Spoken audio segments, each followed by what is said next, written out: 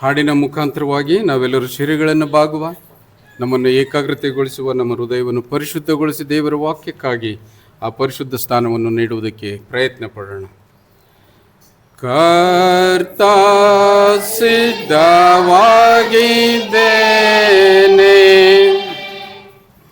ನನ್ನ ಕೂಡ ಮಾತಾಡು, ನಿನ್ನ ಧ್ವನಿ ಕೇಳದೇನೆ, ಇರಲಿಷ್ಟವೆಲ್ಲವೂ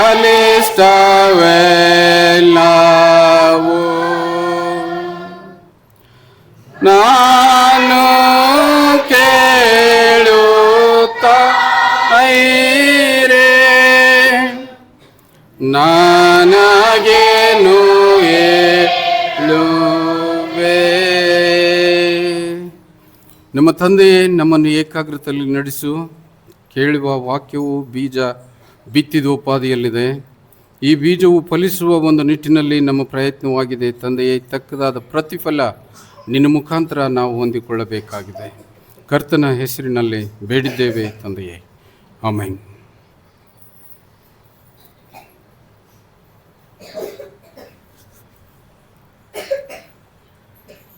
ಇವತ್ತು ನಾವೆಲ್ಲರೂ ಚಿತ್ತವಿಟ್ಟು ಕೇಳಬೇಕಾಗಿರ್ತಕ್ಕಂಥದ್ದು, ನಿನ್ನೆ ಮೊನ್ನೆ ಒಂದು ಆಚರಣೆ, ರಾಷ್ಟ್ರೀಯ ಹಬ್ಬ ಆಚರಣೆ ಆಯಿತು. ಗೊತ್ತಾ? ಗೊತ್ತಿಲ್ಲ? ಗೊತ್ತದ? ಗೊತ್ತದ. ಹಾಂ, ಏನಾಯಿತು? ಸ್ವಾತಂತ್ರ್ಯ ದಿನಾಚರಣೆ ಆಯಿತಾ? ಹೌದೌದು. ಹಾಂ, ಒಂದೊಂದು ಸಲ ಏನಾಗಿಬಿಡ್ತದಂತಂದರೆ, ವಾರದಲ್ಲಿ 7 ದಿವಸಗಳ ನಂತರ ಒಂದು ದಿನ ಖುಷಿ ಕೊಡ್ತದೆ. ಯಾರಿಗೆ? ಶಾಲೆಗೆ ಹೋಗೋರಿಗೆ, ಕಾಲೇಜ್ಗೆ ಹೋಗೋರಿಗೆ. ಯಾವ ದಿನ ಅದು? ಸಂಡೇ. ಹೌದಲ್ಲ? ಯಾಕೆ? ಎಷ್ಟು ಖುಷಿ ಕೊಡ್ತದಲ್ಲ ನಮಗದು. ಹಾಂ, ನಾವು ಸ್ವತಂತ್ರವಾಗಿರ್ಬೋದು. ಅದೇನಂತೀವಲ್ಲ, ಮಾಸ್ಟರ್ಗಳ ಅಧೀನದಲ್ಲಿಲ್ಲ, ಚಡಿ ಏಟಿನ ನೆರಳಿನಲ್ಲಿಲ್ಲ, ಎಲ್ಲವನ್ನು ಬಿಟ್ಕೊಟ್ಟು ನಾವೆಷ್ಟು ಸಂತೋಷವಾಗಿ ಇರ್ತೀವಲ್ಲ. ಆ ದಿನ ಯಾವುದಾಗಿದೆ? ಭಾನುವಾರ ದಿನ ಆಗಿದೆ. ಇನ್ನೂ ಕೆಲವರಿಗೆ ಭಾನುವಾರ ಅಂತಂದರೆ ಮುಳ್ಳಾಗಿಬಿಡ್ತದೆ. ಆಗ್ತದ? ನಾನು ಸುಳ್ಳು ಹೇಳ್ತಾ ಇದ್ದೇನೆ? ನಿಮ್ಮ ಮನಸ್ಸಿಗೆ ಅನಿಸ್ತದೆ, ಹೇಳೋದು ಬೇಡ, ಗಟ್ಟಿಯಾಗಿ ಹೇಳ್ತಕ್ಕಂಥದ್ದು ಬೇಡ, ಮನಸ್ಸಿನಲ್ಲಿ ಯೋಚನೆ ಮಾಡಿರಿ. ನಾನು ಆಡ್ತಕ್ಕಂಥ ಮಾತು ನಿಮ್ಗೆ ಏನಾದರೂ ಅನಿಸ್ತಿದ್ರೆ, ಕೆಲವರಿಗೆ ಮುಳ್ಳಾಗಿಬಿಡ್ತದೆ. ಎಂಥವ್ರಿಗೆ ಮುಳ್ಳಾಗ್ತದೆ? ಯಾರು ಹೆಚ್ಚಾಗಿ ಗಳಿಕೆ ಮಾಡ್ತಾರೆ ನೋಡು, ಈ ಒಂದು ದಿನ ಹಾಳಾಯ್ತಲ್ಲಪ್ಪ ನನಗೆ ಅಂತೇಳಿ ಅವರು ಆ ರೀತಿಯಿಂದ ಯೋಚನೆ ಮಾಡ್ತಾರೆ. ಯಾರು ಶ್ರಮೆ ವಹಿಸಿ ದುಡಿತಾರೋ ಅವರಿಗೆ ಸ್ವಲ್ಪ ನೋವಾಗ್ತದೆ. ಇವತ್ತೊಂದು ದಿವಸ ಇದ್ದರೆ ಇನ್ನೂ ಸ್ವಲ್ಪ ಕೆಲಸ ಮಾಡ್ಬೋದಾಗಿತ್ತೇನು ಅಂತೇಳಿ. ಆದರೆ ಶಾಸ್ತ್ರೋಕ್ತವಾಗಿ ಇದು ಎಷ್ಟು ಸಮಂಜಸ, ಇದು ಎಷ್ಟು ಸರಿ ಅಂತೇಳಿ. ದಶಾಜ್ಞೆಗಳಲ್ಲಿ ಒಂದಿದೆ, ಏನಂತಂದರೆ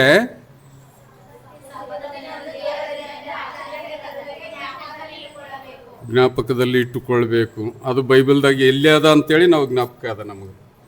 ಹೌದಲ್ಲ? ಅದು ಎಲ್ಲಿ ಬರೆದದ ಅಂತೇಳಿ ಜ್ಞಾಪಕ ಅದ, ಆದರೆ ನಮ್ಮ ಜೀವನದಲ್ಲಿ ಜ್ಞಾಪಕ ಇಲ್ಲ ನೋಡು. ಹೌದಲ್ಲ? ಪ್ರತಿಯೊಬ್ಬೊಬ್ಬರು ಯೋಚನೆ ಮಾಡಬೇಕು, ನಾನು ಆಡ್ತಕ್ಕಂಥ ಮಾತು, ಹೇಳ್ತಕ್ಕಂಥ ವಾಕ್ಯ ನನಗನ್ವಯಿಸ್ತದ ಅಂತೇಳಿ. ಪ್ರತಿಯೊಬ್ಬೊಬ್ಬರು ನಿಮ್ಮನ್ನು ನೀವು ಹೋಲಿಸ್ಕೊಂಡು ನೋಡಿ. ಯಾಕೆ ಹೇಳ್ತಾ ಇದ್ದೀನಿ ಇವತ್ತಿನ ದಿವಸದಲ್ಲಿ ಅಂತಂದರೆ, ಈ ದಿನಕ್ಕೆ ಇರ್ತಕ್ಕಂಥ ಮಹತ್ವ ಅನೇಕ ಜನರಲ್ಲಿ ಒಬ್ಬರಾಗಬೇಕಾ, ಕೆಲವೇ ಜನರಲ್ಲಿ ಒಬ್ಬರಾಗಬೇಕಾ ಅಂತಕ್ಕಂಥದ್ದು ಪ್ರಶ್ನೆ. ಇವತ್ತಿನ ಈ ದಿವಸವನ್ನು ಸರ್ಕಾರಿ ನೌಕರಿ ಮಾಡ್ತಕ್ಕಂಥ ಪ್ರತಿಯೊಬ್ಬೊಬ್ಬರು ಉಲ್ಲಾಸ ಪಡ್ತಾರೆ. ಅವರು ಸ್ವತಂತ್ರ ಪಡೆದುಕೊಂಡಿದ್ದಾರೆ. ಇವತ್ತು ನಾವು ಸ್ವತಂತ್ರವಾಗಿ ಜೀವಿಸಬೇಕು, ಯಾವ ಅಧಿಕಾರಿಯ ಅಧೀನದಲ್ಲಿಲ್ಲ. ಹೌದಾ? ಎಲ್ಲ ಫ್ಯಾಕ್ಟ್ರಿಯವರು ಸಂತೋಷ ಪಡ್ತಾರೆ. ಹೌದು, ಇವತ್ತಿನ ದಿವಸ ಭಾನುವಾರ ಇದೆ, ಇವತ್ತು ನಾವು ಸ್ವತಂತ್ರವಾಗಿ ಇರ್ತೇವೆ ಅಂತೇಳಿ. ಆದರೆ ಇನ್ನೂ ಕೆಲವರು ಪಾಪದ ಜೀವನಕ್ಕೆ ಅಂಟಿಕೊಂಡಿರ್ತಕ್ಕಂಥವ್ರು ಏನಂತಂದರೆ ದುಃಖ ಪಡ್ತಾರೆ. ಇಷ್ಟು ಸಮಯ ನನ್ನಿಂದ ಹಾಳಾಗ್ತದಲ್ಲ, ನಾನು ಏನೇನೋ ಮಾಡ್ಬೋದಾಗಿತ್ತು, ಇವತ್ತು ಬಿಟ್ಟುಕೊಟ್ಟು ಕೂತ್ಕೊಳ್ಬೇಕಾಗಿದೆ ಎಲ್ಲ ಅಂತೇಳಿ. ಇಲ್ಲ, ಕುಂದ್ರಂಗಿಲ್ಲ. ಅವ್ರು ಏನು ಮಾಡಿದ್ರು? ತಮ್ಮ ಕೆಲಸಕ್ಕೆ ಹೋಗಿಬಿಡ್ತಾರೆ, ತಮ್ಮ ಕೆಲಸಕ್ಕೆ ಹೋಗ್ತಾರೆ. ನೀವು ಯಾವಾಗಲೂ ತಿಳಿದುಕೊಂಡಿರಬೇಕು, ನಾವು ಸ್ವತಂತ್ರವಾಗಿರಬೇಕು, ನಾವು ದೇವರ ಅಧೀನದಲ್ಲಿರಬೇಕು, ನಮ್ಮ ಸಂಸಾರ ಸ್ವತಂತ್ರವಾಗಿ ನಾವು ನಿಭಾಯಿಸಬೇಕು ಅಂತಕ್ಕಂಥ ಯೋಚನೆ ನಿಮಗಿರಬೇಕು. ಈ ಲೋಕದ ದುರಾಶೆ ನಮಗಿರಬಾರ್ದು ಅಂತಕ್ಕಂಥದ್ದು ಬೋಧೆ ಇವತ್ತಿನ ದಿವಸದಲ್ಲಿ ನಾನು ಹೇಳ್ತಾ ಇದ್ದೇನೆ. ದೇವರ ವಾಕ್ಯದಲ್ಲಿ ಏನಿದೆ ಅಂತಂದರೆ, ಗಲಾತ್ಯದವರಿಗೆ ಬರೆದಂಥ ಪತ್ರಿಕೆಯಲ್ಲಿ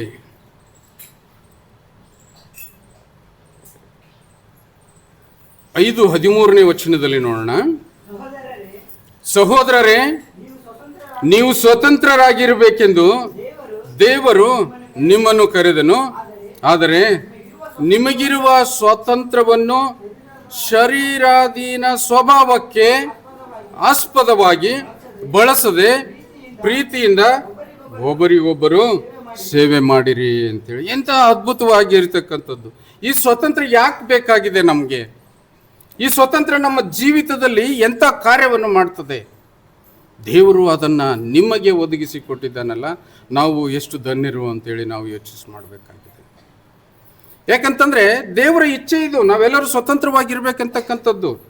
ಹಬ್ಬನೇ ಆಚರಣೆ ಮಾಡ್ತೇವೆ ನಾವು. ಯಾಕಂತಂದರೆ ಭಾರತ ದೇಶ ಸುಮಾರು 200 ವರ್ಷಗಳ ಕಾಲ ಪರಕೀಯರ ಅಧೀನದಲ್ಲಿದ್ದು ನಾವೇನು ಮಾಡ್ತಿದ್ದೇವೆ? ಅವರಿಗೆ ಗುಲಾಮರಾಗಿದ್ದೇವೆ, ದಾಸರಾಗಿದ್ದೇವೆ. ಅವರು ಹೇಳಿರ್ತಕ್ಕಂಥ ಕೆಲಸವನ್ನು ನಾವು ಮಾಡಿದೆವು. 200 ವರ್ಷಗಳ ಆದ ನಂತರ ಯಾರೋ ಮಹಾ ತ್ಯಾಗಿಗಳ ಮುಖಾಂತರವಾಗಿ ನಾವು ನಮ್ಮ ದೇಶವನ್ನು ಸ್ವತಂತ್ರವಾಗಿ ಜೀವಿಸುವುದಕ್ಕೆ ಹಕ್ಕನ್ನು ನಾವು ಪಡೆದುಕೊಂಡಿವಿ. ಅವರೆಲ್ಲರೂ ನಿಮಗೆ ಗುರ್ತಿದೆ. ನಿನ್ನೆ ಮೊನ್ನೆ ಸಾಲಿಗೆ ಹೋಗಿರಿ. ಯಾರು ಸಾಲಿಗೆ ಹೋಗಿರಿ ಅಂದರೆ ಅವ್ರಿಗೆ ಗೊತ್ತಿರ್ತದೆ. ಯಾರು ಸಾಲಿಗೆ ಹೋಗಿರಿ ಅಂತಂದರೆ ಸ್ವತಂತ್ರವಾಗಿ ಹಾಡಿರ್ತಾರೆ, ಸ್ವತಂತ್ರವಾಗಿ ಡ್ಯಾನ್ಸ್ ಮಾಡಿರ್ತಾರೆ, ಸ್ವತಂತ್ರವಾಗಿ ಭಾಷಣ ಮಾಡಿರ್ತಾರೆ. ಯಾರು ಮಾಡಿಲ್ಲ ಅಂತಂತಂದರೆ ಲೌಕಿಕವಾಗಿ ದುರಾಶೆಗೆ ಒಳಪಟ್ಟಿದ್ದೀವಿ ಅಂತೇಳಿ ಅರ್ಥ. ಹೌದಲ್ಲ? ಲೌಕಿಕವಾಗಿ ದುರಾಶೆಗೆ ಒಳಪಟ್ಟಿದ್ದೀವಿ ಅಂತೇಳಿ. ಲೌಕಿಕವಾಗಿ ದುರಾಶೆಗೆ ಒಳಪಡ್ತಕ್ಕಂಥದ್ದು ಎಷ್ಟು ಸಮಂಜಸ, ಅದನ್ನು ನಾವು ತಿಳಿದುಕೊಳ್ಳಿ. ಅದಕ್ಕಾಗಿ ದೇವರು ಹೇಳ್ತಾನೆ ಅಂತಂದರೆ, ನಿಮ್ಮನ್ನು ನಾನು ಯಾಕೆ ಕರೆದಿದ್ದೀನಿ ಅಂತಂದರೆ ನೀವೆಲ್ಲರೂ ಸ್ವತಂತ್ರರಾಗಿರಬೇಕು. ನೀವೆಲ್ಲರೂ ಪಕ್ಕ ಬಿಚ್ಚಿದ ಹಕ್ಕಿಯಂತೆ ಹಾರಾಡಬೇಕು. ಯಾರ ಅಧೀನಕ್ಕೆ ಹೋಗಬಾರ್ದು, ನಿಮ್ಮ ಮೇಲೆ ಯಾರು ಆಳ್ಕೆ ಮಾಡಬಾರ್ದು ಅಂತಕ್ಕಂಥ ದೇವರ ಉದ್ದೇಶಕ್ಕೆ ನಾವು ಗೌರವಿಸಬೇಕಲ್ಲ. ಅದನ್ನೆಲ್ಲ ಬಿಡ್ತೀವಿ. ಲೋಕ ಇಲ್ಲಿ ನೋಡ್ರಿ ಎಷ್ಟು ಅದ್ಭುತವಾಗಿ ಹೇಳಿದೆ, ಶರೀರಾಧೀನ ಸ್ವಭಾವಕ್ಕೆ ಆಸ್ಪದವಾಗಿ ಬಳಸದೆ. ಶರೀರಕ್ಕೆ ಏನು ಬೇಕಾಗಿದೆ? ಊಟ ಬೇಕಾಗಿದೆ. ಶರೀರಕ್ಕೆ ಏನು ಬೇಕಾಗಿದೆ? ಮುಚ್ಕೊಳ್ಳಿಕ್ಕೆ ಬಟ್ಟೆ ಬೇಕಾಗಿದೆ. ಶರೀರಕ್ಕೆ ಇನ್ನೂ ಏನು ಬೇಕಾಗಿದೆ? ಅಲಂಕಾರ ಮಾಡಿಕೊಳ್ಳುವುದಕ್ಕೆ ಒಡವೆ ವಸ್ತ್ರಗಳು ಬೇಕಾಗಿದೆ. ಇದನ್ನೆಲ್ಲ ಮಾಡ್ಬೇಕಂತಂದ್ರೆ ನಾನು ಏನು ಮಾಡಬೇಕು? ಈ ಭಾನುವಾರನ ಧಿಕ್ಕರಿಸಬೇಕು, ಹೋಗಿ ದುಡಿಬೇಕು. ಹೌದಾ? ಎಷ್ಟು ಅದ್ಭುತವಾಗಿ ಹೇಳ್ತಾನೆ ಏನಂತಂದ್ರೆ, ಶರೀರಾಧೀನ ಸ್ವಭಾವಕ್ಕೆ ಆಸ್ಪದ ಬಳಸದಂತೆ ಪ್ರೀತಿಯಿಂದ ಒಬ್ಬರಿಗೊಬ್ಬರು ಸೇವೆ ಮಾಡ್ರಿ. ನಿಮಗೆ ಎಲ್ಲಿ ಸುಖ ಸಿಗ್ತದೆ ಅಂತಂದ್ರೆ ಇನ್ನೊಬ್ಬರನ್ನು ಗೌರವಿಸುವುದರಲ್ಲಿ ಸಿಗ್ತದೆ ಸುಖ. ಎಲ್ಲಿ ನಿಮಗೆ ಸುಖ ಸಿಗ್ತದಂದ್ರೆ ಇನ್ನೊಬ್ಬರಿಗೆ ಉಣಬಡಿಸುವುದರಲ್ಲಿ ಸಿಗ್ತದೆ. ಇನ್ನೊಬ್ಬರನ್ನು ಗೌರವಿಸಿ ಅವರಿಗೆ ಗೌರವ ಕೊಡ್ತಕ್ಕಂಥ ರೀತಿಯಲ್ಲಿ ಒಬ್ಬರನ್ನೊಬ್ಬರು ನೋಡಿದಾಗ ಪ್ರೀತಿಯನ್ನು ಬಾಟ ಮಾಡಿಕೊಂಡು ಹಂಚಿಕೊಂಡು ಬದುಕ್ತೀವಲ್ಲ, ಅಂತಲ್ಲಿ ನಿನಗೆ ಸುಖ ಸಿಗ್ತದೆ. ಅದನ್ನು ನಾವು ಯೋಚನೆ ಮಾಡದೆ ನಾವು ಏನು ಮಾಡ್ತೀವಿ ಅಂತಂದರೆ, ಶರೀರಕ್ಕೆ ಬೇಕಪ್ಪ, ಎಲ್ಲಷ್ಟು ನನಗೆ ಬೇಕಪ್ಪ, ಇನ್ನೂ ಮಾಡಿದರೆ ಇನ್ನೊಂದಿಷ್ಟು ದುಡಿಮೆ ಬರ್ತದಪ್ಪ, ಇನ್ನಷ್ಟು ದುಡ್ಡು ಬರ್ತದೆ, ನನ್ನ ಲಾಭ ಬರ್ತದೆ ಅಂತಕ್ಕಂಥ ದುರಾಶೆಯಲ್ಲಿ ನಾವು ಜೀವಿಸ್ತೀವಲ್ಲ, ಎಷ್ಟು ಸಮಂಜಸ ಅಂತೇಳಿ ನಾನು ನೀನು ಇವತ್ತಿನ ದಿವಸದಲ್ಲಿ ಯೋಚನೆ ಮಾಡೋಣ. ಇನ್ನೊಂದು ಪುಸ್ತಕದಲ್ಲಿ ಹೇಳ್ತದೆ, ಗಲಾತ್ಯ 5:1 ಕ್ರಿಸ್ತನು ನಮ್ಮನ್ನು ಸ್ವತಂತ್ರದಲ್ಲಿರಿಸಬೇಕೆಂದು ನಿಮಗೆ ಬಿಡುಗಡೆ ಮಾಡಿದನು, ಅದರಲ್ಲಿ ಸ್ಥಿರವಾಗಿ ನಿಲ್ಲಿರಿ, ದಾಸತ್ವದ ನೊಗದಲ್ಲಿ ತಿರುಗಿ ಸಿಕ್ಕಿ ಹಾಕಿಕೊಳ್ಬೇಡ್ರಿ. ಆತನು ಹೇಳ್ತಾನೆ, ನಿಮ್ಮನ್ನು ಸ್ವತಂತ್ರವಾಗಿರ್ಲಿಕ್ಕೆ ಬಿಟ್ಟಿದ್ದೇನೆ ನಾವು. ಹೌದಾ? ಆತನು ನಮ್ಮನ್ನು ಕರೆದುಕೊಂಡಿದ್ದಾನ, ಕ್ರೈಸ್ತ ದೀಕ್ಷಾ ಸ್ನಾನ ಕೊಟ್ಟಿದ್ದಾನೆ, ಹೋಗ್ರಿ ನೀವು ಸ್ವತಂತ್ರವಾಗಿರ್ರಿ ಅಂತೇಳಿ. ಯಾರಾದರೂ ನಮ್ಮ ಮೇಲೆ ಬೇರೆ ಜನ ಆಳ್ಕೆ ಮಾಡ್ತದ? ಯಾರಾದರೂ ನಮ್ಮನ್ನು ಅಧಿಕಾರದಲ್ಲಿ ಹಿಡಿತಾರೆ ನಮ್ಮನ್ನು? ಇಲ್ಲ. ಯಾಕೆ? ದೇವರು ನಮಗಾಗಿ ಆತನು ಪಟ್ಟಿರ್ತಕ್ಕಂಥ ಶ್ರಮೆಯ ಮುಖಾಂತರವಾಗಿ ನಿನ್ನ ಪಾಪಗಳನ್ನೆಲ್ಲ ಕ್ಷಮಿಸಿ ಬಿಟ್ಟಿದ್ದೇನೆ, ನೀವೇನು ಸ್ವತಂತ್ರರಾಗಿ ಜೀವನ ಮಾಡ್ರಿಪ್ಪ, ಸ್ವತಂತ್ರವಾಗಿರ್ರಿ, ಮತ್ತೆ ಹೋಗಿ ಅದರಲ್ಲಿ ಸಿಗಿಬಿಡ್ಬೇಡ್ರಿ. ಯಾಕಂತಂದ್ರೆ ಎಂಥ ಗುಲಾಮಗಿರಿಯಲ್ಲಿ ನಾವಿದ್ದೇವೆ, ಎಂಥ ದಾಸತ್ವದಲ್ಲಿ ನಾವಿದ್ದೇವೆ, ಮತ್ತೆ ಹೋಗಿ ಅದರಲ್ಲಿ ಸಿಗಿಬಿಡ್ಬೇಡ್ರಿ, ನೀವು ಸಿಕ್ಕಾಕೊಳ್ಳೋದು ಬೇಡ್ರಿ. ಎಷ್ಟು ಅದ್ಭುತವಾಗಿ ಹೇಳ್ತೇನೆ ನೋಡ್ರಿ. ಆತ ಸ್ವತಂತ್ರದಲ್ಲಿ ಇರಿಸಬೇಕೆಂದು ನಮಗೆ ಬಿಡುಗಡೆ ಮಾಡಿದನು, ಅದರಲ್ಲಿ ಸ್ಥಿರವಾಗಿ ನಿಲ್ಲಿರಿ. ಸ್ವತಂತ್ರದಲ್ಲಿ ಸ್ಥಿರವಾಗಿ ನಿಲ್ಲಿರಿ.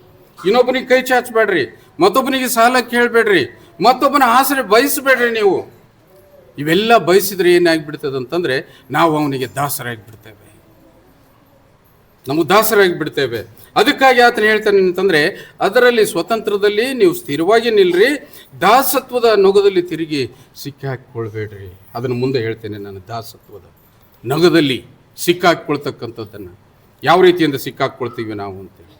ಅದಕ್ಕಾಗಿ ಪ್ರಿಯರೇ, ಪ್ರತಿಯೊಬ್ಬೊಬ್ಬರು ದೇವರ ವಾಕ್ಯವನ್ನು ಚಿತ್ತ ಬಿಟ್ಟು ಕೇಳಬೇಕು. ಯಾಕಂತಂದರೆ ಈ ಅದ್ಭುತ ವಾಕ್ಯಗಳು ನಮಗೆ ಎಲ್ಲಿ ಸಿಗೋದಿಲ್ಲ. ನೀನು ಟಿ ವಿಗೆ ಸಿಗಂಗಿಲ್ಲ, ನೀನು ಕೇಳ್ತಕ್ಕಂಥ ಮೊಬೈಲ್ನಲ್ಲಿ ಸಿಗೋದಿಲ್ಲ, ನೀನು ಮಾಡ್ತಕ್ಕಂಥ ಕುಚೇಷ್ಟೇ ವಿಚಾರದಲ್ಲಿ ಅದು ಯಾವುದು ಸಿಗೋದಿಲ್ಲ, ಮೋಜು ಮಜದಲ್ಲಿ ಸಿಗೋದಿಲ್ಲ.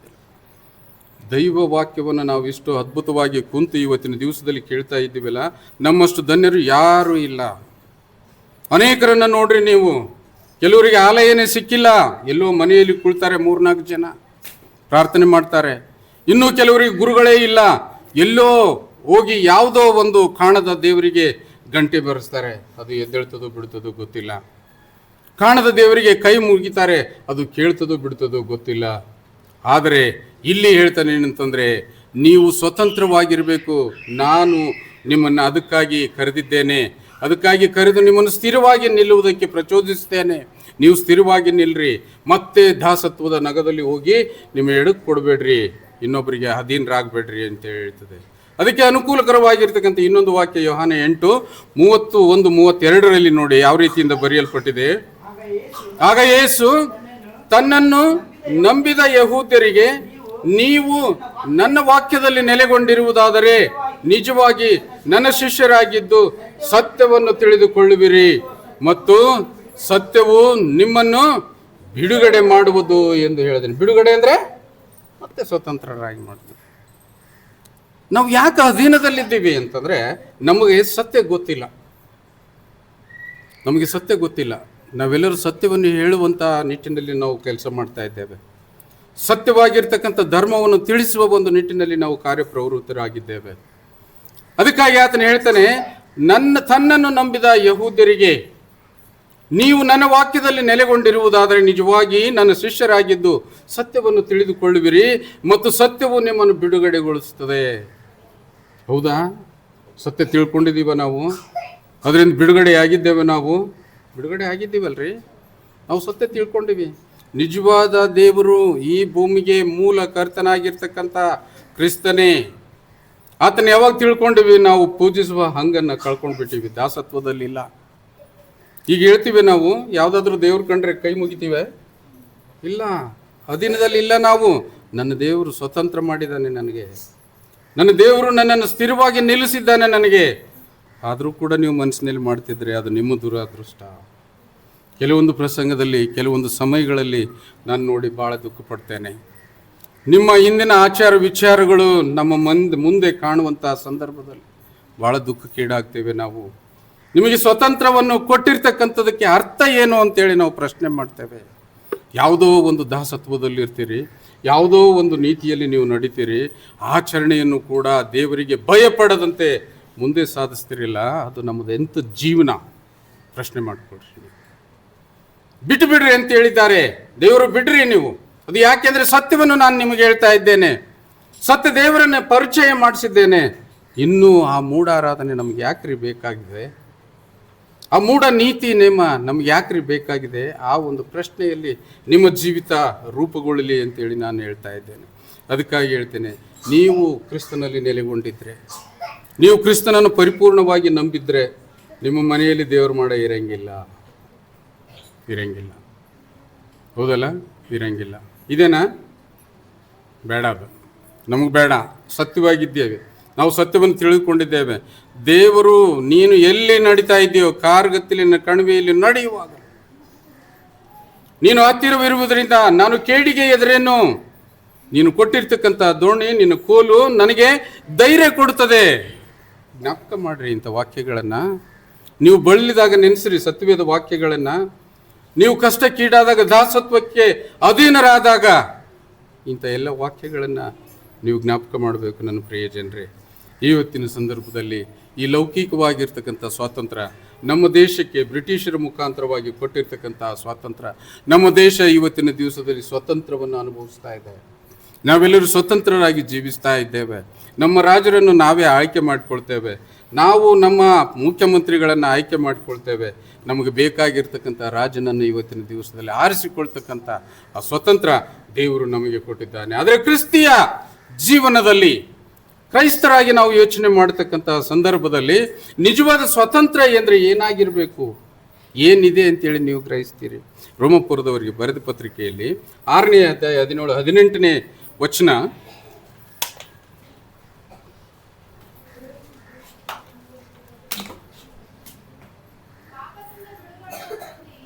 ಪಾಪ 17ನೇ ವಚನ ನೋಡೋಣ.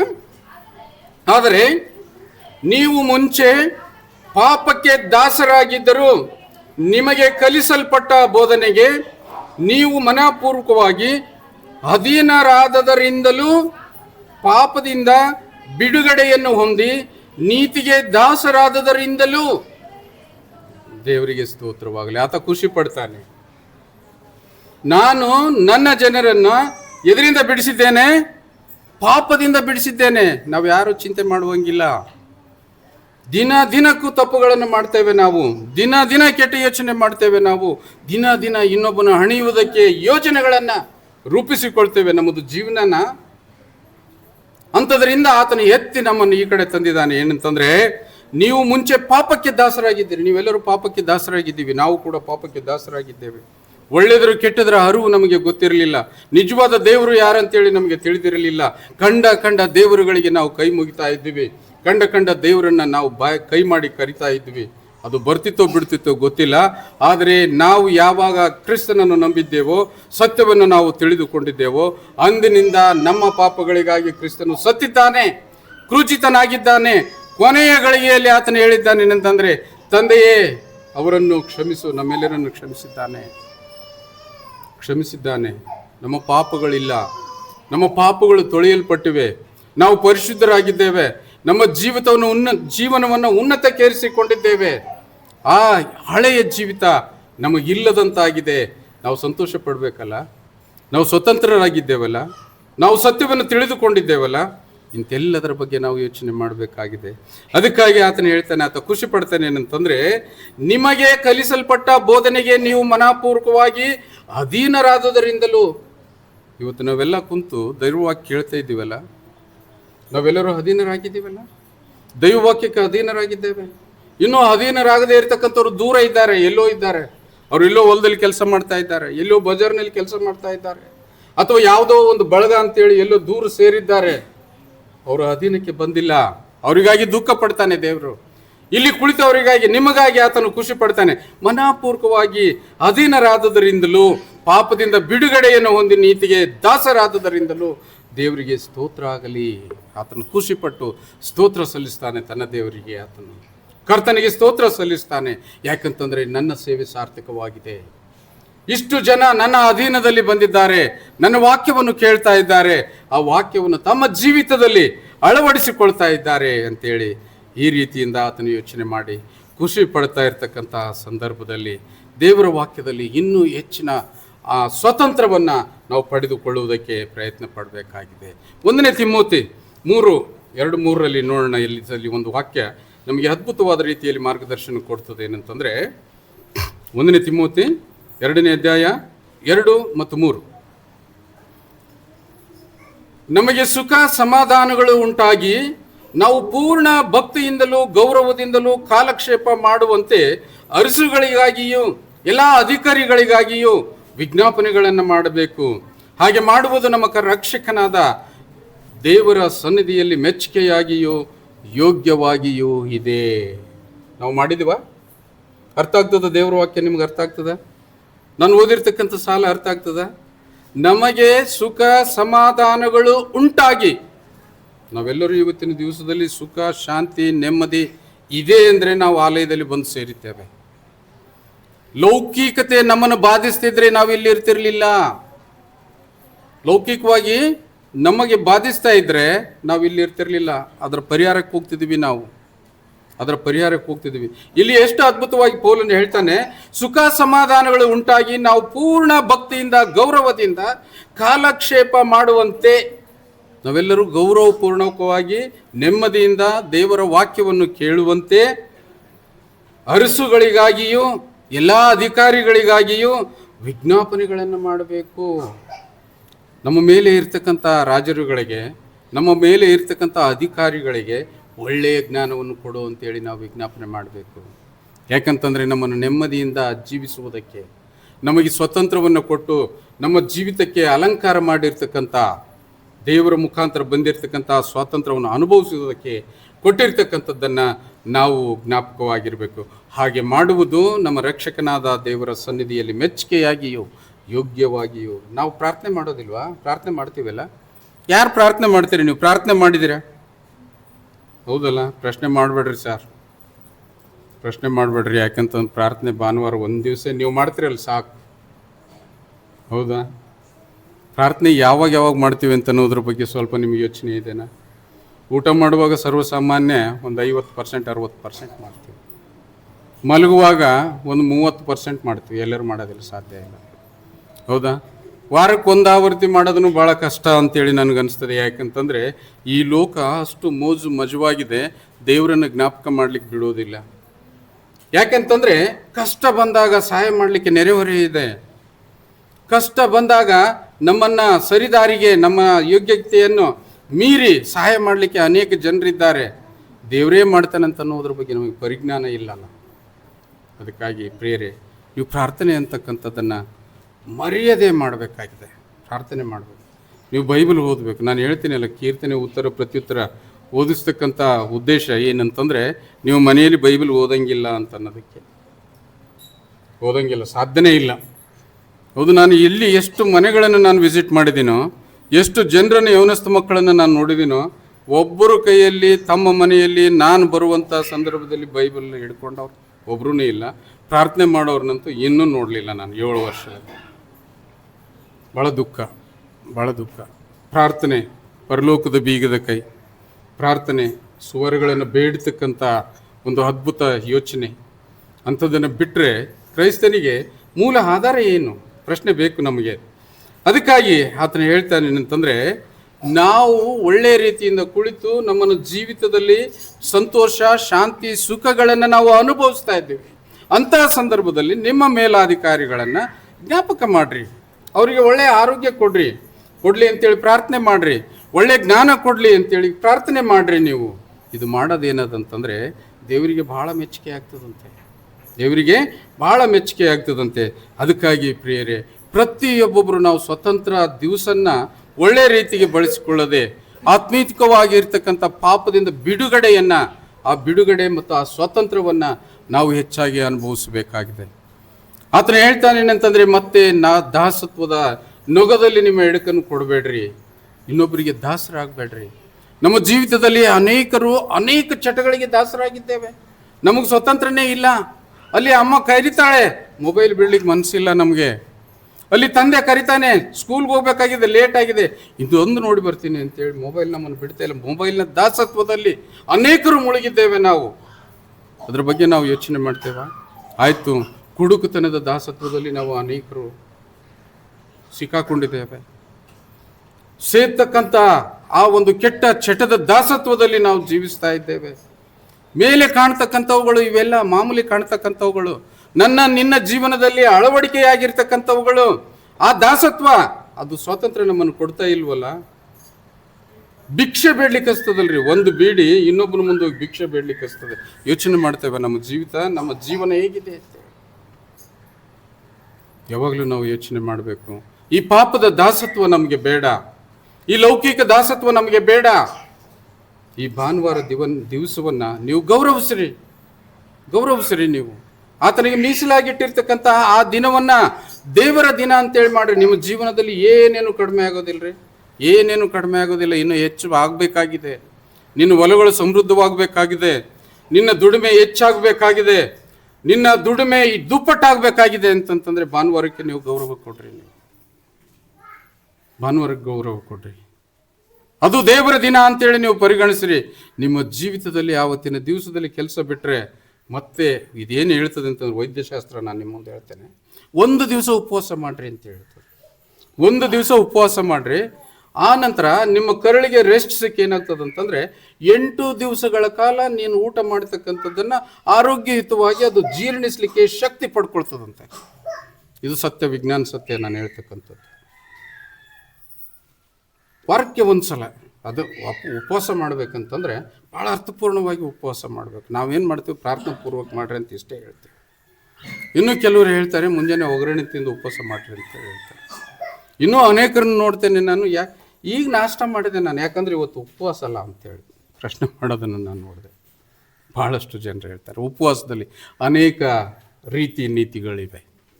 ಉಪವಾಸ ಅಂತಂದರೆ ದೇವರೊಟ್ಟಿಗೆ ವಾಸ ಮಾಡ್ತಕ್ಕಂಥದ್ದು ಅಂತೇಳಿ ಅರ್ಥ. ದೇವರೊಟ್ಟಿಗೆ ವಾಸ ಮಾಡ್ತಕ್ಕಂಥದ್ದು ಅಂದರೆ ಉಪವಾಸ. ನಾವು ಹೇಳ್ತೀವಲ್ಲ, ನಾನು ಒಂದು ಸಲ ನಿಮ್ಗೆ ತಿಳಿಸಿ ಹೇಳಿದ್ದೇನೆ, ಉಪಮುಖ್ಯಮಂತ್ರಿ ಮೇಲೆ ಅವ್ನ ಮಂತ್ರಿ DK ಶಿವಕುಮಾರ್ ಉಪಮುಖ್ಯಮಂತ್ರಿ, ಹೌದಲ್ಲ? ಆ ಮಂತ್ರಿನ ಕಟ್ ಮಾಡಿರಿ, ಬರೀ ತಗೋರಿ, ಅವನಕ್ಕಿಂತ ಪಕ್ಕದಲ್ಲಿ ಅಂತಕ್ಕಂಥದ್ದು ವಾಸ ಮಾಡ್ತಕ್ಕಂಥದ್ದು, ದೇವರೊಟ್ಟಿಗೆ ವಾಸ ಮಾಡ್ತಕ್ಕಂಥದ್ದು ಅಂತೇಳಿ ಉಪವಾಸ ಅಂತಂದ್ರೆ. ದೇವರೊಟ್ಟಿಗೆ ವಾಸ ಮಾಡ್ತಕ್ಕಂಥ ಆ ಪವಿತ್ರ ಸಮಯನ ಹೆಂಗೆ ಕಳಿಬೇಕು ನಾವು? ಏನೂ ತಿನ್ನದೆ ಪ್ರಾರ್ಥನಾ ಪೂರ್ವಕವಾಗಿ ಒಳ್ಳೆಯ ವಿಚಾರವಂತರಾಗಿ ಸತ್ಯವೇದವನ್ನು ಓದುವುದರ ಮುಖಾಂತರವಾಗಿ ನಿಮಗೆ ಅಶ್ವೇ ಅನಿಸ್ತದೆ, ಅನುಭವ ಆಗ್ತದೆ, ಹೊಟ್ಟೆ ಗಾಳಿಗಳೇ ಆಗ್ತದ್ರಿ ಅಂತಂತೀವಿ ನಾವು. ಆಗ್ತದಲ್ಲ? ಅದಾಗಲಿ. ಅದು ತನ್ನನ್ನು ಶಕ್ತಿ ಕೂಡಿಸಿಕೊಳ್ತದೆ, ಕ್ರೋಢೀಕರಿಸಿಕೊಳ್ತದೆ. ಅಶ್ವೇ ಆದರೂ ತಿನ್ನಬೇಡ್ರಿ, ನೀರು ಕುಡೀರಿ, ಬೇಡಂತ ಅನ್ನೋದಿಲ್ಲ. ಅಶ್ವೇ ಆದರೂ ತಿನ್ನಬೇಡ್ರಿ. ಆವಾಗ ಈ ಶರೀರ ಹೆಂಗದಂತಂದರೆ ಮೈಯಲ್ಲಿ ಇರ್ತಕ್ಕಂಥ ಕೊಬ್ಬನ್ನು ಗ್ಲೂಕೋಸ್ ಆಗಿ ಕನ್ವರ್ಟ್ ಮಾಡ್ತದಂತೆ. ವಿಜ್ಞಾನ ಇದು, ಹೌದಲ್ಲ? ನಾವು ಉಪವಾಸ ಇದ್ದ ಹೊತ್ತಿನಾಗ ಹೆಂಗ್ರಿ ಅದು ನಮ್ಮ ಜೀವನ ಹೆಂಗೆ ನಡೀತದೆ ಅಂತಂದರೆ, ನಮ್ಮಲ್ಲಿ ಇರ್ತಕ್ಕಂಥ ಕೊಬ್ಬು ಕೆಲವ್ರಿಗೆ ನೋಡ್ರಿ ದಪ್ಪ ಇರ್ತಕ್ಕಂಥ, ನನ್ನಂಗೆ ಇರ್ತಕ್ಕಂಥವ್ರಿಗೆ ಹಿಂಗೆ ಕಟ್ ಮಾಡಿದ್ರೆ ರಕ್ತ ಬರಲ್ಲ. ಕೊಬ್ಬು ಜಾಸ್ತಿ ಇರ್ತದೆ, ಅದು ಶೇಖರಣೆ ಇರ್ತದೆ. ಆ ಶೇಖರಣೆ ಯಾಕೆ ಇರ್ತದೆ ಅಂತಂದರೆ, ಆ ತನ್ನ ದೇಹ ಏನಿರ್ತದಲ್ಲ, ಯಾವಾಗ ಆಹಾರ ಸಿಗದೆ ಇರ್ತಕ್ಕಂಥ ಸಂದರ್ಭದಲ್ಲಿ ಆ ಇರ್ತಕ್ಕಂಥ ಕೊಬ್ಬು ಕರಗಿ ಆಹಾರವಾಗಿ ಪರಿವರ್ತನೆಯಾಗಿ ಜೀವಿತಕ್ಕೆ ಸಪ್ಲೈ ಕೊಡ್ತದಂತೆ. ಎಷ್ಟು ಅದ್ಭುತವಾಗಿರ್ತಕ್ಕಂಥದ್ದು ದೇವರ ನಿರೂಪಣೆ ಇದು, ದೇವರ ನಿರೂಪಣೆ. ಅದಕ್ಕಾಗಿ ನಾನು ಹೇಳ್ತೇನೆ ಏನಂತಂದರೆ, ವಾರಕ್ಕೂ ಒಂದು ಸಲ ಉಪವಾಸ ಮಾಡ್ತಕ್ಕಂಥದ್ದು ನಿಮ್ಮ ಆರೋಗ್ಯದ ಒಂದು ಒಳ್ಳೆಯ ಗುಟ್ಟು ಅಂತೇಳಿ ನೀವು ತಿಳಿದುಕೊಡ್ರಿ. ಕಠಿಣ ಉಪವಾಸ ಮಾಡಬೇಕು. ನಿನ್ನೆ ಸಾಯಂಕಾಲ ನಾನು ಊಟ ಮಾಡಿದ್ದೀನಿ ಅಂತಂದರೆ, ಇವತ್ತಿನ ಸಾಯಂಕಾಲ ಆ ಟೈಮ್ ಮೀರೇ ಊಟ ಮಾಡಬೇಕು. ನಡ್ಲಿಕ್ಕಾಗೋದಿಲ್ಲ, ಎಲ್ಲಾದರೂ ರೆಸ್ಟ್ ಮಾಡಿರಿ. ತಾಳ್ಲಿಕ್ಕಾಗೋದಿಲ್ಲ, ಸ್ವಲ್ಪ ನೀರು ಕುಡೀರಿ. ಹಾಲು ಕುಡಿಯೋದು ಬೇಡ, ಉಪವಾಸ ಅಲ್ಲ ಅದು. ದೇವರೊಟ್ಟಿಗೆ ವಾಸವಾಗಿರ್ತಕ್ಕಂಥದ್ದು ಹೆಚ್ಚಿನ ಪ್ರಾಶಸ್ತ್ಯ ಕೊಡ್ರಿ. ಯಾವುದಾದ್ರೂ ಒಂದು ದಿವಸ ದೇವರಿಗಾಗಿಟ್ಟರೆ ದೇವ್ರನ್ನೂ ಮೆಚ್ತಾನೆ, ಮತ್ತು ನಿಮ್ಮ ಆರೋಗ್ಯ ಕೂಡ ಅಲ್ಲಿ ಅದ್ಭುತವಾಗಿ ನಡೆಸಲ್ಪಡ್ತದೆ. ಇಷ್ಟೊತ್ತು ಕುಂತು ಕೇಳಿರಲ್ಲ, ಭಾಳ ಅದ್ಭುತ. ಯಾಕಂತಂದರೆ ದೇವರ ವಾಕ್ಯನ ಅಷ್ಟು ರುಚಿಕರವಾಗಿ ನಾವು ತೆಗೆದುಕೊಳ್ಬೇಕು, ನಮ್ಮ ಜೀವಿತಕ್ಕೆ ಭಾಳ ಮುಖ್ಯ ಅಂತೇಳಿ. ಅದಕ್ಕೆ ಕೊನೆಯದಾಗಿ ಒಂದು ವಾಕ್ಯ ಹೇಳ್ತೇನೆ ನಾನು, 4ನೇ ಲೂಕ 4:18 ಲಾಸ್ಟ್ ಮುಗಿಸೋಣ. ಕರ್ತನ ಆತ್ಮವು ಪ್ರತಿಯೊಬ್ಬೊಬ್ಬರು ಅನ್ವೇಕಿದ ವಾಕ್ಯ. ಕರ್ತನ ಆತ್ಮವು ನನ್ನ ಮೇಲಿದೆ ಅಂದ್ರೆ ನಾನು ಅಂದಿನಿದ್ರೆ ನನ್ನ ಮೇಲೆ ಅದೇ ಅಂತ ಅರ್ಥ. ನಿಮ್ಮ ಮೇಲೆ ಬೇಕಲ್ಲ, ಅದಕ್ಕಾಗಿ ನೀವು ಗಟ್ಟಿಯಾಗಿ ಹೇಳ್ಬೇಡ್ರಿ ಮನಸ್ಸಿನಲ್ಲಿ ಅನ್ರಿ. ಕರ್ತನ ಆತ್ಮವು ನನ್ನ ಮೇಲೆ ಅದೇ, ಆತನು ನನ್ನನ್ನು ಬಡವರಿಗೆ ಶುಭ ವರ್ತಮಾನವನ್ನು ಸಾರುವುದಕ್ಕೆ ಅಭಿಷೇಕಿಸಿದನು. ನಮಗೇನದ ನೌಕರಿ? ನಮಗೇನದ? ಏನಿಲ್ಲ, ಎರಡು ಮಾತಾಡೋದದ, ದೈವ ವಾಕ್ಯ ಹೇಳೋದದ, ಬೇರೆ ಏನು ಬರಲಾರ್ದು ವಜ್ಜಿಯನ್ನು ನಮಗೇನು ಬರ್ಸಿಲ್ಲ. ಆದರೆ ಅಭಿಷೇಕ ಅಂತೇಳಿ ಮಾಡಿದಾನಲ್ಲ, ಪವಿತ್ರತೆಯನ್ನು ನಮಗೆ ಕೊಟ್ಟಿದ್ದಾನಲ್ಲ, ಒಳ್ಳೆ ವಿಚಾರವನ್ನು ನಮಗೆ ಕೊಟ್ಟಿದ್ದಾನಲ್ಲ. ಅದಕ್ಕೆ ಹೇಳ್ತಾನೆ ಏನಂತಂದರೆ, ಆತನು ನನ್ನನ್ನು ಬಡವರಿಗೆ ಶುಭ ವರ್ತಮಾನವನ್ನು ಸಾರುವುದಕ್ಕೆ ಅಭಿಷೇಕಿಸಿದನು. ಬಡವರನ್ನಂತೇಳಿ ಸ್ಪೆಷಲ್ ಆಗಿ, ಯಾಕಂದ್ರೆ ನಾವೆಲ್ಲರೂ ಬಡವರು. ನಮ್ಗೆ ಯಾರು ದೊಡ್ಡ ದೊಡ್ಡ ಬಿಲ್ಡಿಂಗ್ ಇಲ್ಲ, ನಮ್ಗೆ ಯಾರು ಕಾರು ಜೀಪ್ ಇಲ್ಲ, ನಮ್ಮಲ್ಲಿ ಯಾರ ಹತ್ರ ಬ್ಯಾಂಕ್ ಬ್ಯಾಲೆನ್ಸ್ ಇಲ್ಲ. ಅವ್ರಿಗೆ ಹೇಳಕ್ಕೆ ಹೋದ್ರೆ ಕೇಳ್ತಾರ, ಕೆಲಸ ಅದಲ್ಲ ನಿನಗೆ ಅಂದ್ಬಿಡ್ತಾರೆ, ನನಗೆ ಅಂತಾರಲ್ಲ ಅಂತಾರೆ. ಅದಕ್ಕಾಗಿ ದೇವರು ಎಷ್ಟು ಅದ್ಭುತವಾಗಿ ಹೇಳಿದ್ದಾನೆ, ಆತನು ನನ್ನನ್ನು ಬಡವರಿಗೆ ಶುಭ ವರ್ತಮಾನವನ್ನು ಸಾರುವುದಕ್ಕೆ ಅಭಿಷೇಕಿಸಿದ್ದಾನೆ, ಸೆರೆಯವರಿಗೆ ಬಿಡುಗಡೆಯಾಗುವುದನ್ನು ಮತ್ತು ಕುರುಡರಿಗೆ ಕಣ್ಣು ಬರುವುದನ್ನು ಪ್ರಸಿದ್ಧಪಡಿಸುವುದಕ್ಕೂ ಮನ ಮುರಿದವರನ್ನು ಬಿಡಿಸಿ ಕಳುಹಿಸುವುದಕ್ಕೂ ಕರ್ತನು ನೇಮಿಸಿರುವ ಶುಭ ವರ್ಷವನ್ನು ಪ್ರಚುರಪಡಿಸುವುದಕ್ಕೂ ಆತನು ನನ್ನನ್ನು ಕಳಿಸಿದ್ದಾನೆ ಎಂಬತಕ್ಕಂಥದ್ದು. ಪ್ರತಿಯೊಬ್ಬೊಬ್ಬರು ಈ ವಾಕ್ಯ ಓದ್ರಿ, ನೀವು ಪ್ರತಿಯೊಬ್ಬೊಬ್ಬರು ಓದ್ರಿ. ಯಾರು ಓದ್ತೀರಿ ಅಂದರೆ ಅವರಿಗೆ ಮಾತ್ರ ಅನ್ವಯಿಸ್ತದೆ ಇದು. ನಾನು ಓದಿ ನಿಮಗೆ ಅನ್ವಯಿಸ್ತಕ್ಕಂಥದ್ದಲ್ಲ ಇದು. ನಾನು ಓದಿ ನಿಮಗೆ ಅನ್ವಯಿಸ್ತಕ್ಕಂಥದ್ದಲ್ಲ. ಪ್ರತಿಯೊಬ್ಬೊಬ್ಬರು ತಾವು ಸತ್ಯವೇದವನ್ನು ತೆರೆದು ನೀವು ಓದಿದಾಗ ದೇವರ ಆಶೀರ್ವಾದ ನಿಮ್ಮ ಮೇಲೆ ಇಳಿದು ಬರ್ತದೆ. ಅಭಿಷೇಕ ನಿಮ್ಮ ತಲೆಯ ಮೇಲೆ ಬರ್ತದೆ. ಅಭಿಷೇಕ ನಿನ್ನ ಜೀವಿತದಲ್ಲಿ ನೆಲೆಯೂರಿ ಕುಳಿತುಕೊಳ್ತದೆ. ನಿಮ್ಮನ್ನು ಪವಿತ್ರನನ್ನಾಗಿ ಮಾಡಿಸ್ತದೆ. ನಿಮ್ಮ ಯೋಚನೆಗಳನ್ನು ಒಳ್ಳೆಯ ಯೋಚನೆಗಳನ್ನಾಗಿ ಪರಿವರ್ತನೆ ಆಗ್ತದೆ. ಆವಾಗ ನಾವು ಸಮೃದ್ಧವಾಗಿ ಈ ಲೋಕದಲ್ಲಿ ಜೀವಿಸಲಿಕ್ಕೆ ಸಾಧ್ಯ. ನಾವು ಸಮೃದ್ಧವಾಗಿ ಈ ಲೋಕದಲ್ಲಿ ಜೀವಿಸಲಿಕ್ಕೆ ಸಾಧ್ಯ. ಆತನು ಕರ್ತನು ನೇಮಿಸಿರುವ ಶುಭ ವರ್ಷವನ್ನು ಪ್ರಚುರಪಡಿಸುವುದಕ್ಕೂ ಆತನು ನನ್ನನ್ನು ಕಳಿಸಿದ್ದಾನೆ, ನಮ್ಮನ್ನು ಕಳಿಸಿದ್ದಾನೆ, ನಿಮ್ಮನ್ನು ಕಳಿಸಿದ್ದಾನೆ. ಏನು ಕಳಿಸಿದ್ದಾನೆ? ಸತ್ಯವೇದದಲ್ಲಿರ್ತಕ್ಕಂಥ ಅದ್ಭುತಗಳನ್ನು ಇನ್ನೊಬ್ಬರಿಗೆ ಪ್ರಚಾರ ಮಾಡುವುದಕ್ಕಾಗಿ ಕಳಿಸಿದ್ದಾನೆ. ಸತ್ಯವೇದದಲ್ಲಿರ್ತಕ್ಕಂಥ ಸತ್ಯಾರ್ಥವನ್ನು ಇನ್ನೊಬ್ಬರಿಗೆ ತಿಳಿಸುವುದಕ್ಕಾಗಿ ಆತನು ಕಳಿಸಿದ್ದಾನೆ. ಬಹಳ ದುಃಖ ಪಡಬೇಕು ನಾವು. ಯಾಕಂತಂದರೆ ಅನೇಕರಿಗೆ ಯೇಸು ಕ್ರಿಸ್ತ ಅಂದರೆ ಯಾರು ಅಂತಕ್ಕಂಥದ್ದು ಗೊತ್ತಿಲ್ಲ. ಒಂದು ವೇಳೆ ಯೇಸು ಕ್ರಿಸ್ತ ಯಾರು ಅಂತೇಳಿ ಅವ್ರ ಪ್ರಶ್ನಾತೀತರಾದರೆ ಅವರ ಜೀವಿತ ಬೆಳಕಿಗೆ ಬರ್ತದೆ. ಪ್ರಶ್ನೆಗೆ ಪ್ರಶ್ನೆ, ಪ್ರಶ್ನೆಗೆ ಒಂದು ಉತ್ತರ, ಪ್ರಶ್ನೆಗೆ ಇನ್ನೂ ಅನೇಕ ಉತ್ತರಗಳನ್ನು ಅವರು ಪಡೆದುಕೊಳ್ತಾರೆ. ತಮ್ಮ ಜೀವಿತವನ್ನು ಪರಿಶುದ್ಧಗೊಳಿಸಿಕೊಳ್ತಾರೆ. ತಮ್ಮ ಜೀವಿತದಲ್ಲಿ ಸ್ಥಿರವಾಗಿ ನಿಂತು ಇನ್ನೊಬ್ಬರಿಗೆ ಬೆಳಕಾಗ್ತಾರೆ ಅಂತೇಳಿ ದೇವರ ವಾಕ್ಯ ಇವತ್ತು ನಿಮ್ಮನ್ನು ಸ್ವತಂತ್ರದ ಬಗ್ಗೆ, ನಿಮ್ಮ ಜೀವಿತದ ಸ್ವತಂತ್ರದ ಬಗ್ಗೆ, ನಾವು ಸ್ವತಂತ್ರವಾಗಿ ಇರಬೇಕಾದರೆ ಏನೇನು ನಮ್ಮ ಜೀವಿತದಲ್ಲಿ ಅಳವಡಿಸಿಕೊಳ್ಬೇಕೆಂತೆನ್ನುವುದರ ಬಗ್ಗೆ ಪರಿಪೂರ್ಣವಾಗಿ ತಿಳಿಸಿಕೊಟ್ಟಿರ್ತಕ್ಕಂಥ ದೇವರಿಗೆ ಸ್ತೋತ್ರವನ್ನು ಸಲ್ಲಿಸುವ. ದೇವರು ನಿಮ್ಮನ್ನು ಆಶೀರ್ವದಿಸಲಿ. ನಾವೆಲ್ಲರೂ ಎದ್ದು ನಿಂತುಕೊಳ್ಳೋಣ.